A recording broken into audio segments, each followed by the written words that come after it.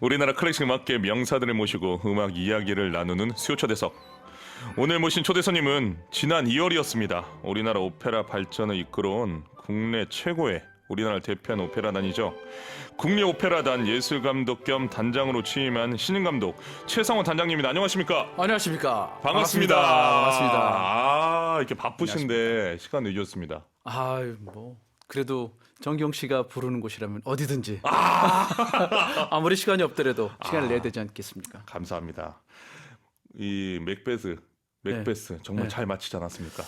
네, 걱정도 많이 했고 네. 또 지금 코로나가 끝난 이후에 네. 첫 정상적인 이 공연이기 때문에 얼마나 많은 분들이 호응을 하실까 또는 우리가 준비한 것들이 얼마나 멋지게 펼쳐질까 네. 이런 부분에 대해서 좀 노심초사하고 걱정도 했었습니다만 무사히 잘 마쳤습니다. 저는 좀 흥미롭게 봤던 게 네. 신님이 이제 단장님 되시고 첫 데뷔작이 베르디 오페라 맥베스였습니다. 네. 그래서 저는 딱 오페라가 끝나고 우리 단장님이 멋있게 무대 위로 걸어 나오실 줄 알았는데 무대 안 나오셨더라고요. 왜 안 나오신 겁니까? 그 무대의 모든 찬사와 축복은 네. 연주자들이 받아야 하는 게 맞습니다. 뭐 제작한 사람들도 물론 굉장히 고생도 하시고 오랜 기간 동안 애를 많이 쓰셨지만 결국은 무대에 빛나는 사람들은 그들입니다. 액터들이 빛나야 되고 싱어들이 빛나야 되는 것인데 굳이 뭐 단장이라고 해서 거기에는 제 역할이 없습니다. 와.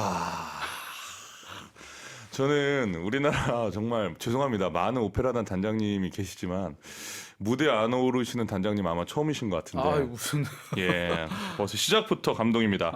자, 더군다나 또 국립오페라단에서 초대권을 저희 방송에 협찬해 주셔가지고 EBS에서 매일 국립오페라단 맥베스를 홍보할 수 있었는데 네. 앞으로도 저희가 적극적으로 홍보하겠습니다. 네, 감사합니다. 그 점에서도 저희들이 진심을 다해서 감사를 표하겠습니다. 감사합니다. 자, 국립오페라단 최상호 단장 소개하겠습니다. 연세대학교 성악과 졸업 후 독일의 칼스루에 국립음대대학원을 졸업했습니다. 프랑크푸르트 오더 극장의 솔리스트에 입단했고 칼셜 극장과 라이프치히 극장에서 12년간 테너 전속 솔리스트로 활발하게 활동했습니다. 이후 한국예술종합학교 교수로 부임, 현재까지 후학양성로에 재임 중입니다. 국내의 주요 콩쿠르 심사위원을 역임한 최상호. 올해 2월 국립오페라단 단장 겸 예술감독으로 취임했고요. 그야말로 막중한 임무를 맡게 됐습니다. 오늘 정경의 11시 클래식 수요초대석 국립오페라단 최상호 단장의 이야기 들을 수 있습니다. 방송 들으면서 질문이나 방송 소감, 응원 문자 많이 보내주시기 바랍니다. 문자 번호는 샵1045, 짧은 문자 50원, 긴 문자는 100원의 정보 용료가 부과됩니다. EBS 라디오포의 반디로는 무료 문자 보내실 수 있습니다. 단장님, 올해 2월에 출마했으니까 이제 3개월 아직 안 됐군요. 안 됐습니다. 아직. 네. 국립오페라단은 어떤 오페라단인지 말씀해 주십시오. 국립오페라단은 여러분이 잘 아시는 바와 같이 대한민국을 대표하는 유일한 국립오페라단입니다. 그리고 세계적인 그 많은 연주자들과 그다음에 제작진들이 우리 오페라단의 발전을 위해서 지금까지 애를 쓰셔왔고 또 전임 단장님들을 비롯한 많은 제작진들이 지금도 불철주야 열심히 우리나라 오페라단을 위해서 열심히 일하고 있는 단체입니다. 그 나라의 문화 수준을 알려면 그 나라에서 올리는 오페라 한 편을 알 수 있다라는 말이 있지 않습니까? 네. 이제 우리나라 가수들은 또 글로벌한 국제 콩쿠르에서 많이 또 우승을 하고 입상하고 있고 네.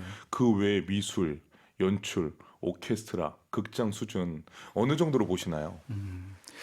대한민국의 그 연주자들 그리고 아까 말씀하신 그 다양한 분야에 소속돼 있는 플레이어들 네. 이런 분들의 수준이나 그들의 기량 같은 것은 지금 전 세계적으로 탑 클래스에 있다고 저도 알고 있고 그렇게 또 판단이 되고 네. 그리고 자부심도 있습니다. 네. 거기에 비해서 그냥 아주 근본적인 또는 넘어야 될 그런 또 그 한계점들도 여전히 존재한다라고 네. 생각합니다. 말씀해 주십시오. 네, 그래서 뭐 기량적으로는 충분히 어깨를 나란히 할 만큼 많이 성장을 했지만 그 내면에 우리나라의 정신이라든지 한국을 대표할 수 있는 어떤 독특한 우리만의 아이덴티티라든지 이런 것들을 그 우리의 기량에 얹어서 표현하는 것 그런 것들이 저희들이 지금 꼭 필요한 시기가 아닐까 생각하고요. 네, 그리고 결국은 또 뭐 아주 마지막에 그 마지막 허들 한계를 넘어서는 데 있어서는 아직도 조금은 미흡한 곳이 좀 있다라고 생각합니다. 그것은 이제 다른 것보다도 연주를 할 수 있는 그런 환경, 특히 네. 성악 오페라 같은 경우는 대한민국에서의 그 연주할 수 있는 공간과 그 시장 그런 것들이 여전히 이제 해외 특히 유럽이나 미국에 비해서 좀 부족하고 열악하다는 그런 점들이 한계에 있다라고 생각합니다. 아, 그렇군요. 지금 뭐 굳이 다른 장르를 비교하는 건 아니지만 뭐 트로트나 네. 뭐 재즈나 힙합이나 락이나 이렇게 보면은 대중문화를 대표하는 그런 스타 플레이어가 좀 있잖아요. 근데 우리 성악계, 클래식계 안에서 우리들끼리는 너무나 잘 알고 있는 사람이 있지만 솔직히 국민들이 전체가 다 알만한 그런 스타는 많이 아직 드러나 있지 않잖아요. 네. 그런 부분에 대해서는 어떻게 생각하세요? 네, 저도 그 부분에 대해서 굉장히 안타깝게 생각하고 있고요. 네. 또 클래식이 꼭 대중화가 돼야 할 그럴 필요는 없다라고 저는 생각하지만 그럼에도 불구하고 우리 성악 특히 오페라계에 세계적으로 누구라고 하면 다 알 수 있을 그런 스타들이 많지 않다. 그 점에 대해서 저도 굉장히 공감을 하고 우리 조수미 선생님이라든지 또는 뭐 영광철 씨라든지 그런 분들이 뭐 박종민 군도 있고 많은 분들이 있긴 하지만 그리고 일반 우리 대한민국의 일반인들이 아는 사람들은 좀 극히 제한적이고여서 그 다른 장르의 스타들처럼 우리에게도 어떤 그런 필요한 그런 과정 그리고 그런 장치들 또는 미디어라든지 여러분들의 그 관심들을 끌을 수 있을 만한 그런 것들을 좀 찾아서 개발하고 또 이어가야 되지 않겠나 이렇게 생각하고 있습니다. 네. 그래서 저희 오페라계도 마찬가지로 젊은 좀 유명한 장래가 좀 충망되는 그런 분들을 좀 발굴해서 스타를 만들어야겠다라는 생각도 저도 하고 있습니다. 아, 우리 단장님이 또 3년 동안 네. 이제 수장으로 계시니까 그 사이에 또 우리 온 국민이 알만한 스타가 반드시 나올 것 같습니다. 열심히 노력하겠습니다. 감사합니다. 자, 테너 최성으로 돌아가 보겠습니다. 테너 가수로서 또 리트 가수로서 오페라 가수로서 활동하셨는데요. 어떤 계기로 성악을 처음 시작하게 되셨는지 궁금합니다. 성악을 네. 처음 시작한 거는 사실은 저는 그 공대 쪽에 공부를 했던 사람입니다. 처음에는 그런데 이제 군에서 또 어떤 계기를 통해서 네.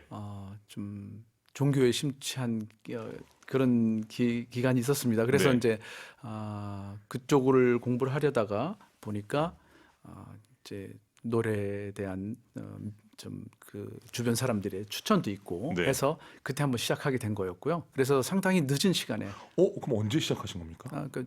군 제대하고 나왔어요. 오, 정말 그러니까 늦게 시작하셨네요. 굉장히 오랜 늦게 한 거죠. 늦게 해서 그래서 시작하고 나서부터는 뭐 주저주저 하거나 그럴 겨를이 없이 그냥 목표를 향해서 쉼 없이 달려왔던 그런 이제 제 과거가 있고요. 그래서 졸업하자마자 제가 독일에 가서 공부를 계속했고 거기서 이제 많은 도움을 받고 선생님과 또 동료들의 도움을 받아서 거기서 오페라단에서 일하게 됐습니다. 잠시만요. 그러면은 공대를 들어가셨던 겁니까? 그렇습니다. 공대를 들어가서 그 군대 얘기는 안 하겠습니다. 알겠습니다. 그 얘기는 빼는데 그러면 제가 궁금한 게 네. 군대에서 노래를 이제 본격적으로 해야겠다고 생각을 하시고 그럼 20대 때 시작을 하신 거네요. 그럼요. 네. 20대 초반. 네. 아니 근데 한국예술종합학교 교수님 20대에 되시지 않으셨어요? 아닙니다. 그건 잘못 알려진 거고 네. 한예종은 제가 30대 후반에 됐습니다. 아, 그러셨구나. 저는 벌써 이게 계산이 네. 모차르트사로 돌아왔나. 아니, 저는 순간 착각했습니다. 저 개인적인 과거 얘기는 좀- 알겠습니다. 근데 오늘 그 주인공이 최상호, 이게 국립오페라단이 주인공이 아니라 최성호 주인공이라. 그렇습니까? 그럼에도 불구하고 알겠습니다. 네. 넘어가도록 하겠습니다. 자, 개인적으로 가장 좋아하는 작곡가. 뭐 너무나 많이 있으시겠지만 그럼에도 불구하고 작곡가와 작품 좀 소개해 주세요. 네, 아까 처음에 나왔던 그 네. 가곡 네. 슈버트의 프루링스클라우베 네, 네. 봄의 창가. 봄의 창가 그것처럼 저는 슈버트를 존경하고 가장 좋아하는 작곡가 중에 한 사람이고요. 네. 또 근대에 와서는 라흐마니노프를 굉장히 라흐마니노프. 좋아합니다. 오. 그래서 전 개인적으로 그렇게 작곡가 뭐 좋아하는 작곡가도 굉장히 많죠. 데뷔스도 좋고 네. 많습니다. 와그너도 좋고 베르디도 좋은데 개인적으로는 그렇게 슈버트와 라흐마니노프가 좋습니다. 근데 요즘에 보니까 성악곡도 많이 들으시지만 또 기악곡에 심취하셨다는 얘기를 제가 들었습니다. 네. 그 뭐 이유야 뭐 네. 여러분 다 저를 비롯한 많은 분들이 마찬가지일 것 같은데 특히 저처럼 이렇게 이제 전공을 성악을 한 사람은 성악곡을 듣기가 참 어렵습니다. 공부할 때 제가 어떤 작품을 공부하거나 할 때는 좀 집중해서 성악곡을 듣기도 하지만 그 일반적으로는 마음을 편안하게 갖고 즐기거나 감상하기에는 성악곡은 좀 어렵다. 왜냐하면 제가 평소에 학교에서도 그렇고 지금 대학 교수로 지금 20년 넘게 있었는데 1년에 한 반 이상은 남들 듣고 판단하고 하는 그런 일을 하거든요. 그러니까 시험 채점해야죠. 콩쿨 채점해야죠. 뭐 이런 것들 하기 때문에 거기에서 오는 스트레스가 이루 말할 수가 없습니다. 그래서 일반적으로 그냥 편안하게 듣기가 어려워요. 그렇군요. 꼭 어떤 부분이 잘못됐는지 그런 부분에 대해서 늘 집중하고 살아오다 보니까 하나의 일종의 직업병이라고나 할까요? 그런 일이 지금 자주 벌어지고 있고 평소에 이렇게 얘기할 때도 보면 상대의 어떤 목소리에 대해서 판단을 하려고 자꾸만 그러는 나도 모르게 나도 모르게 직업병으로 목소리가 좋은데 당신 성악 한번 해보지 않을게 생각했어요. 이럴 때면 식당이나 이런 데 가서도 서빙하는 신분이 손님 뭐 드시겠습니까? 그러면 당신 성악 해보시지 않겠습니까? 이런 직업병이 도져서 아무튼 음악에 관계되는 얘기를 하시면 저는 기악곡을 듣는 걸 선호합니다. 그렇군요. 온전히 성악곡을 감상하는 데는 이제 좀 그런 직업적 느낌이 있으니까. 그렇습니다. 네. 알겠습니다. 그런데 오늘 그 첫 번째로 주신 곡이 이 바그너 오페라 타노이저 중에서 볼프람의 아리아 저녁별의 노래 또 가져와 주셨어요. 네. 또 제가 좀 감동을 받은 게 바리톤 디트리시 피셔 디스카우의 또 노래를 가져와 주셨습니다. 이 디스카우는 우리가 가곡을 많이 듣는데 또 오페라 아리아로 부르면 굉장히 귀하지 않습니까? 네, 그렇습니다. 이 곡을 제가 오늘 추천한 이유는 저희가 2024년 내년에 하반기, 그러니까 2024년 10월에 저희 국립오페라단에서 탄호이저를 제작합니다. 그렇군요. 거기에 아마 타노이저의 많은 곡들이 아름답지만 그중에 대표적인 곡이 바로 월프람의 아리아, 오 두 마인 홀더, 아벤슈테른. 단장님이 되신 2달밖에 안 되셨는데 우리 지금 단장님 머릿속에는 오로지 국립오페라단 홍보밖에 없는 것 같습니다. 그렇습니다. 저를 뒤집어 보면 2024년 10월에 하는 거를 지금 2024년 5월이 어제 됐는데 제 머릿속엔 그거밖에 없습니다. 홍보. 오로지 홍보. 우리 국립오페라단을 좀 더 많은 분들에게 알리고 그들의 이제 관심을 끌고 싶어하는 것이 제 첫 번째 과제입니다. 오늘 제가 보기에 방송을 들으신 분들이 이 최상호 단장님을 딱 알게 되고 단장님을 만나러 많이 가실 것 같아요. 그때 지금 아는 척 해주셔야 돼요. 그때 방송 들었습니다. 하면 좀 사인도 좀 해주시고. 물론이죠. 예, 도망치시면 안 됩니다. 네. 알겠습니다. 자, 여기서 우리 최상원 단장님이 추천한 바그너 오페라 타노이저 중에서 볼프람의 아리아 저녁별의 노래를 바리톤 디트리시 피셔 디스카우와 오터 게르데스가 지휘하는 베를린 도이치 오페라 오케스트라 연주로 보내드립니다. 바그너 오페라 타노이저 중에서 볼프람의 아리아 저녁별의 노래 바리톤 디트리시 피셔 디스카우와 오터 게르데스가 지휘하는 베를린 도이치 오페라 오케스트라 연주로 감상하셨습니다. 디트리시 피셔 디스카우 어떤 성악가인가요? 그분은 이제 그 세계 2차 대전을 아주 가깝게 느끼시고 직접 전쟁에도 참여했던 분이시고 독일을 대표하는 정말 지성의 대표 그리고 모든 면에서 우리가 늘 존경하고 따랐으면 했던 그런 아이돌 같은 그런 분이었고 제가 공부하는 기간 동안에는 그분을 제외하고는 생각할 수 없는 아주 너무너무 소중한 분인데 안타깝게도 몇 년 전에 작고하셔가지고 지금 그분의 이제 작고하신 날을 저는 늘 기리고 있습니다. 정말입니까? 네, 이렇게 적어놓고 이제 생각하는 시간으로 갖고. 아무튼. 제 방송에서 디스카우 노래를 많이 듣는데 많이 소개하고 듣는데 오늘 또 이 볼프람의 아래를 듣는 건 처음입니다. 단장님 덕분에 감상할 수 있었습니다. 저도 감사합니다. 자, 메시지가 오고 있습니다. 김은미님, 최상호 단장님, 멘트가 너무 멋지네요. 이거 보십시오. 아까 그렇게 생방송이라 긴장된다고 하시는데 오 마이 갓. 이렇게 지금 벌써 단장님의 지금 팬들이 생기고 있습니다. 7540님, 안녕하세요. 최상호 단장님의 국립오페라단을 향한 애정에 오페라단 공연이 저도 벌써 기다려지고 설레네요. 감사합니다. 제가 볼 땐 많이 갈 것 같거든요. 자, 이제 다음 공연이 뭐가 있는지 이때 막간 홍보 들어가겠습니다. 네. 6월 네. 21일 날 예. 이제 일 트로바토레가 있습니다. 트로바토레. 올해는 베르디의 작품만 네 네. 작품을 하려고 합니다. 네. 그중에 맥베스는 지난주에 마쳤고요. 네. 이제 두 번째가 일 트로바토레. 그 다음이 이제 가을에 라트라비아타, 그다음에 겨울에 나부코 이렇게 네 작품을 하게 됩니다. 트라비아타, 트로바토레, 트라비아타, 나부코. 나부코. 예. 이렇게 세 개가 있으니까 저희에게 정보를 좀 주시면 그렇게 하겠습니다. 제가 끊임없이 네, 우리 홍보를 하도록 하겠습니다. 자, 여기서 정경이 11시 클래식 공식 질문 드리겠습니다. 최상호에게 오페라란 어떤 의미를 지니고 있습니까? 저에게 오페라는 모닝 커피와 같다. 모닝 커피 어떤 네. 의미입니까? 커피는 아침을 깨워주지 않습니까? 네. 저에게 활력도 주고 네. 오늘 하루를 준비할 수 있는 그런 에너지도 주고. 그래서 제가 독일에 살 때는 독일은 이제 전체적으로 기압이 낮은 편이라서 일반적으로 오래 살다 보면 혈압이 좀 떨어져서 네. 아침이 좀 힘들었어요. 제가 저혈압기가 있어가지고. 근데 그때 의사가 저에게 처방했던 그 방법 중에 하나가 진한 커피를 마셔라. 에스프레소.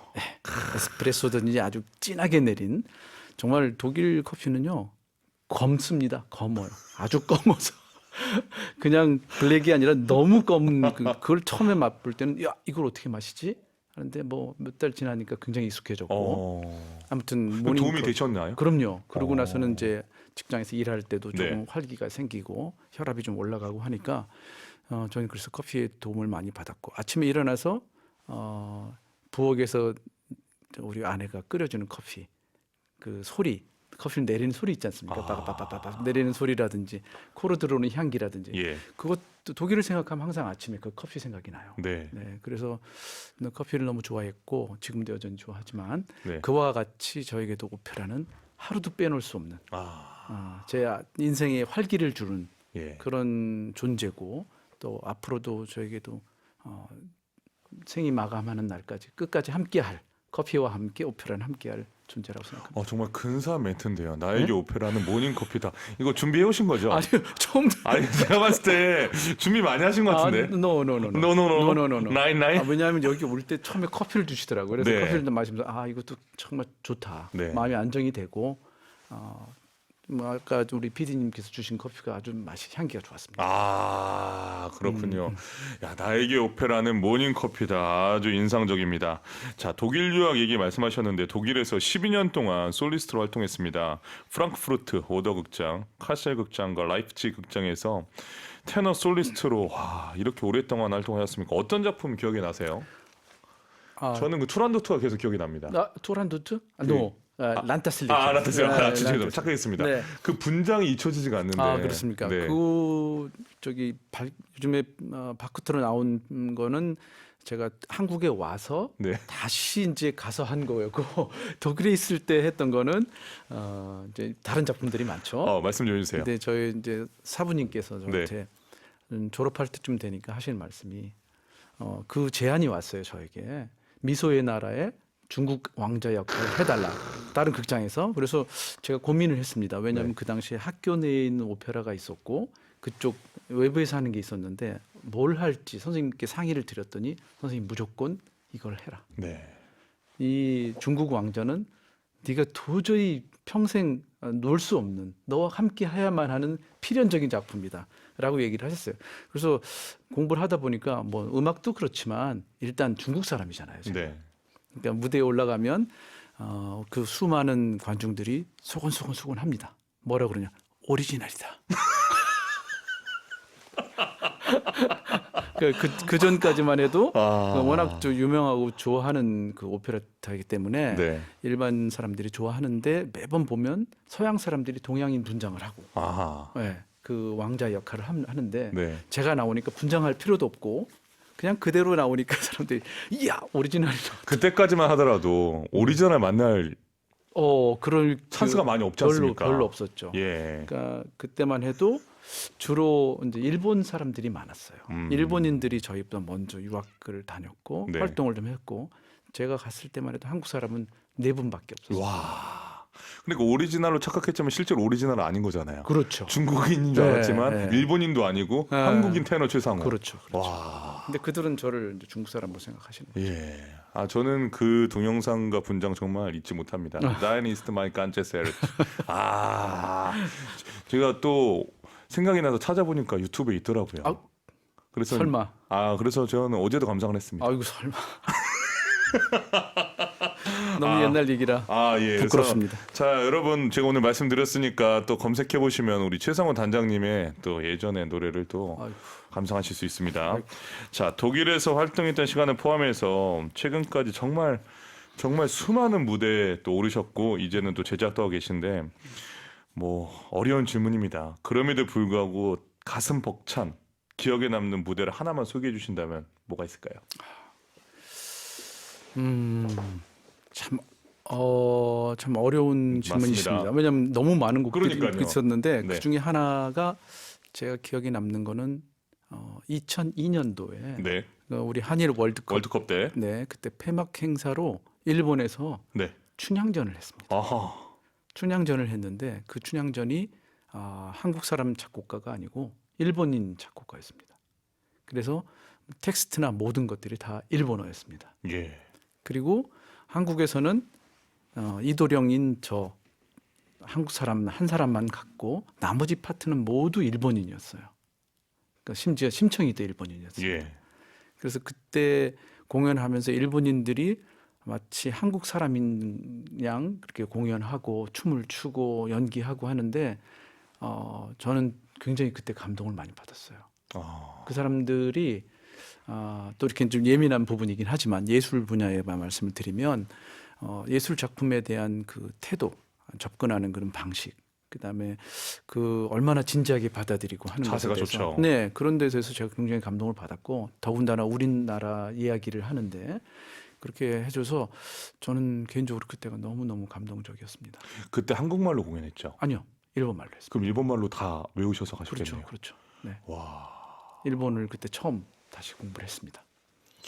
2002년 폐막식 그때 한일 월드컵 마지막 결승전이 거기 요코하마에서 있었거든요. 네. 그래서 요코하마 극장 요코하마 시에 있는 분들이 다 뭐랄까 거기는 시립 오페라단이나 이런 게 없고 그냥 시민들이 자발적으로 돈을 모아서 그렇게 만든 오페라이기 때문에 한국에서는 굉장히 유명하신 분들이 이제 한국 춤을 가르치러 가셨어요. 그분 중에 한 분이 이제 김미자 선생님 계셨고요. 네. 우리 한국 무용의 아주 대가시죠. 그리고 그 한국 한복의 대가셨던 이영희 선생님. 네. 네, 그분도 지금 자꾸 하셨지만 아무튼 그 두 분의 대가 모시고 저도 갔었고 그래서 굉장히 뜻깊고 기억에 남는 감동적인 공연이었습니다. 그러면 성악가 테너 최상호는 이탈리아 오페라도 했고 독일 오페라도 했고 네. 한국 창작 오페라도 했으니까 한국 말로도 했고 네. 당연히 네. 그리고 불어 오페라도 하지 않았어요? 프로도 했고 예. 일본어도 있고, 러시아, 체코, 체코. 야, 그다음에 브라질. 브라질도 했어요? 그러니까 브라질어는 뭐 포르투갈어니까 뭐 그런 그러니까요. 것들. 아무튼 굉장히 뭐 다양한 그럼 8개국어의 언어로 를 할 수는 없지만 오페라 하신 거 오페라를 아닙니까? 했습니다. 이야, 대단합니다. 그래도 그 중에 가장 아름다운 언어는 당연히 한국어죠. 마지막에 되게 정리까지 역시 내셔널답습니다. 국내 오페라단의 수장답게 마지막에 정리는 한국어로 네, 네. 감사합니다. 자, 여기서 음악 한 곡 더 듣겠습니다. 이번에도 최상호 단장님이 추천한 곡입니다. 코른골트의 오페라 죽은 도시 중 마리에tta의 노래 니콜라 베네데티의 바이올린과 키릴 카라비치가 지휘하는 본머스 심포니 오케스트라 연주로 보내드립니다. 코른골트 오페라 죽은 도시 중 마리에tta의 노래 니콜라 베네데티의 바이올린과 키릴 카라비치가 지휘하는 본머스 심포니 오케스트라 연주로 감상했습니다. 이 코른골트 오페라 죽은 도시에 마리에tta의 노래가 나오는 중에 우리 단장님이 제게 얼마나 이 명 또 연설해 주셨는지 제가 여러분 정리해서 말씀드리겠습니다. 1920년대 이 코른골트라는 벨기에 작곡가가 작곡을 한 거고요. 독일어로 작곡을 했고 함부르크에서 초연을 했습니다. 그런데 이 작품을 한국에서 한 번도 공연한 적이 없는데 2024년 5월 국립오페라단에서 올린다는 게 사실입니까? 맞습니다. 잘 정리했습니까? 네, 너무 잘했어요.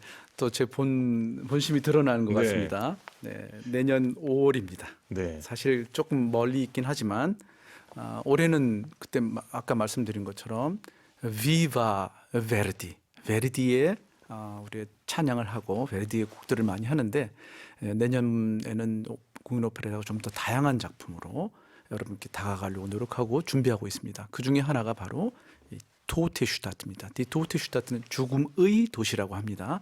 근데 말 자체가 죽음이 들어서서 약간은 좀 거부감을 느낄 수 있는데 죽음은 죽음인데 도시가 죽었다는 것보다도 이 주인공으로 나오는 파울이라는 테너가 있는데 그 사람이 안타깝게도 와이프가 먼저 죽습니다. 아, 네, 먼저 죽음에 대해서 너무 고통스럽고 괴로워하고 있는 사이에 댄서, 그러니까 춤을 추는 어떤 여성을 만나게 되는데 그분을 보는 순간 와이프인 줄 알고 착각을 합니다. 아하, 환영으로 이렇게 나타나요. 네. 그 사람이 바로 마리에타예요. 오늘 아까 들으신 곡이 바로 그 댄서의 노래입니다. 오늘 일단 이 오페라는 우리나라에는 무용수는 다 참석해야 될 것 같습니다. 관객으로. 좋습니다. 어떻게 생각하십니까? 좋습니다. 좋은 생각이세요. 단장님, 네. 우리 이런 얘기 하잖아요. 죽기 전에 반드시 가봐야 할 여행지, 네. 반드시 봐야 할 영화, 예. 또 읽어야 될 책, 그렇죠. 그렇지 않습니까? 네. 그럼 이 오페라는 반드시 봐야 할 오페라에 속하는 겁니까? 그렇습니다. 강력하게 제가 주장합니다. 오페라가 우리가 굉장히 많은 네. 이 숫자도 많고 작곡가도 많고 한데 그 중에서도 현대 우리 지성인들 우리가 꼭 듣고 경험하고 또 감동받아야 할 오페라 중에 하나가 바로 이 토테슈타트입니다. 와, 이 토테슈타트는 그 현대로 넘어가는 가교 역할을 해요. 마치니 화성은 푸치니 같아요. 예, 맞습니다. 푸치니의 그 라인과 그 네. 화성이 거기 많이 포함되어 있고 또 와그너나 리히아트 슈트라우스라든지 이런 그 감성과 그 하모니가 다 포함되어 있기 때문에 이거는 현대로 넘어가는 그런 사조에 굉장히 중요한 역할을 한 그런 작곡가라고 할 수 있습니다. 아, 알겠습니다. 지금 메시지가 단장님 너무 많이 와서 서버가 폭발할 것 같아. 어떡하죠? 어떡하 죄송합니다. 2778님, 최성호 단장님 참 멋지십니다. 땡큐 보내주셨습니다. 아유. 8436님, 최성호 단장님 추천 음악으로 마음을 정리해 나갈 수 있어 감동이고 행복합니다. 아, 7893님, 두 분 말씀 중에 궁금해서 살짝 듣고 왔어요. 정말 멋지세요. 해서 보이는 라디오에 단장님, 저기 보이는 라디오 보시면 저게 누굽니까? 자, 우리 너무 옛날 얘기. 예, 중국 왕자로 분장한 최성호 단장님이 저희 애청자분들이 이렇게 무섭습니다. 오 마이 갓. 장난 아니지 않습니까? 세상에. 이거를 지금 저희한테 방송으로 보냈습니다. 사진으로. 그러세요? 어우. 자, 너무 감사합니다. 7893님. 2538 쓰시는 분, 최성원 단장님, 오늘 EBS 출연 방송 기사부터 검색해 보고 있었어요. 일반인인 제 입장에서 한국 클래식이 좀 더 대중에게 다가가길 응원하며 입세의 계절, 오늘도 최성원 단장님, 멋진 음성에 귀 쫑긋합니다. 감사합니다. 이렇게 많은 국민들이 국립오페라단과 최성원 단장님 보도기사 하나에도 귀 기울이고 있습니다. 저도 여러분 모두 다 사랑합니다. 진심입니다. 갑자기 너무 준비된 멘트를 이렇게. 준비 안 했습니다. 아니 이번에 그 국립오페라단 스태프분들에 대한 칭찬도 자자하던데요. 이번에 맥베스를 네. 너무 준비를 잘해서 하나의 이 오차 없이 네. 뭐 의전부터 진행에 연출에 서포트가 관객들을 위해서 아주 뛰어났다라고 네. 소문이 자자하던데. 일단 우선 그 말씀에 정말 감사를 드리고 네. 저는 이제 여기 부임한 지 이제 2달 잠깐 넘었는데요. 네. 밖에서 늘 보던 그런 시각과 네. 막상 제가 들어와서 사무실에서 직원들과 일하면서 느끼는 거는 완전히 다른 느낌이었고 또 직원들의 그 전문성에 대해서 제가 아주 존경하게 됐습니다. 네. 네, 그래서 이 한 분 한 분들의 역할이 굉장히 중요하고 또 그 빈틈없이 실수 없이 일을 하고 또 그걸 다 마무리하려는 그 모습들이 저는 굉장히 감동적이었어요. 그리고 굉장히 감사했어요. 진심으로. 그냥 단장으로서 감사가 아니라 일반 한 대한민국 국민으로서 아 이들이 이렇게 진심으로 오페라라는 장르, 특히 국립 오페라단을 위해서 이렇게 일하는 것에 대해서 정말로 제가 느낀 바가 많았습니다. 이 관객으로 갔을 때 네. 그런 팀워크가 느껴지거든요. 네, 네. 왜냐하면 별로 관심 없이 그냥 해야 되는 일이니까 하는 거다라 말씀하신 대로 정말 진심으로 생각해서 관객분들에게 최고의 선물을 그렇습니다. 전달하겠다라는 네. 팀워크는 느껴지는데 단장님은 정말 복이 많으신 것 같습니다. 정말 감사드립니다. 와, 우리 국립오페라단이 정말 이제는 솔직히 이제 오페라가 사랑받을 때 되지 않았습니까? 그렇습니다. 예, 네. 이제 뮤지컬 트로트에 이어서 이제 오페라 시대를 좀 열어 주십시오. 네.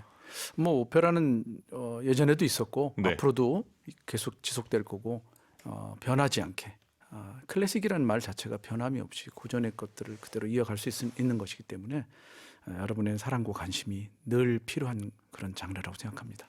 여러분 오늘 국립오페라단 테너 최상호 교수님 또 단장님과 인터뷰를 했는데요. 어떻게 보면 오페라의 주인공은 저는 바리톤이지만 테너입니다. 테너 소프라노가 주인공인데 이 주인공이 이제 단장이 됐는데도 불구하고 아 나는 뒤로 빠져야 되는 사람이다. 우리 스태프들이 최고고 싱어들이 최고고 액터들이 최고다라고 실천을 하는 이 모습에 저도 깊은 감동을 받았고요. 오페라는 모닝커피와도 같다. 매일 아침 함께 시작하는 나의 삶이다라 하는 모습에 또 잔잔한 울림을 받았습니다. 자, 오늘 정말 바쁘신데 와줘서 감사합니다. 감사합니다. 앞으로 국립오페라단 저희가 끝없이 응원하겠습니다.